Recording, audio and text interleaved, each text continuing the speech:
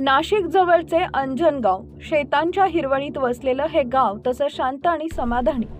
पण यंदाच्या दिवाळी त्यांच्या घरावर जे संकट कोसळलं त्यानं संपूर्ण गावाला हादरवून सोडले। आरवी वय वर्ष 16 आणि धाकटा भाऊ अर्जुन वय वर्ष 14।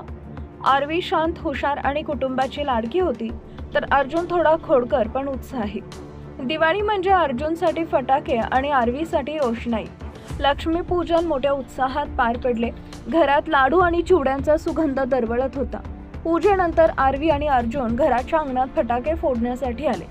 एका खोडकर विचारातून झालेलं भयंकर कृत्य पहिल्यांदा फुलबाजा आणि लहान भुईनळे फोडल्यानंतर अर्जुनला नेहमीप्रमाणे मोठं काहीतरी करण्याची लहर आली।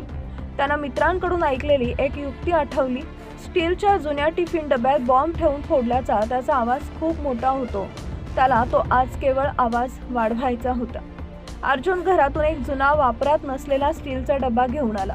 आरवी, बघ मी आज कसा आवाज करतो, अर्जुन मोठ्या उत्साहानं ओरडला।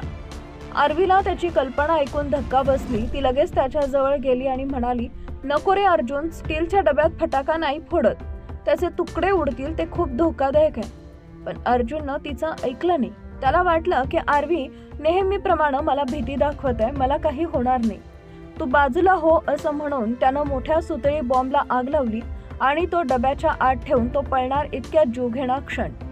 आरवीला काहीतरी भयंकर घडणार आहे याची जाणीव झाली।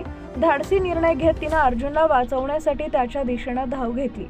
तिनं त्याला मागे खेचण्याचा प्रयत्न केला, पण तोपर्यंत बॉम्बचा आवाज झाला धडम। तो आवाज इतका जबरदस्त होता की आरवी आणि अर्जुन दोघंही हादरले। पण त्या स्फोटामुळे स्टीलच्या डब्याचे अक्षरशः तुकडे झाले आणि धातूचे अनेक धारदार तुकडे वेगानं हवेत उडाले। दुर्दैवानं त्यातील एक मोठा धारदार स्टीलचा तुकडा आरवीच्या दिशेनं आला आणि थेट तिच्या पोटात घुसला। ती किंचाळली आणि जागीच कोसळली। अर्जुन हादरून गेला होता।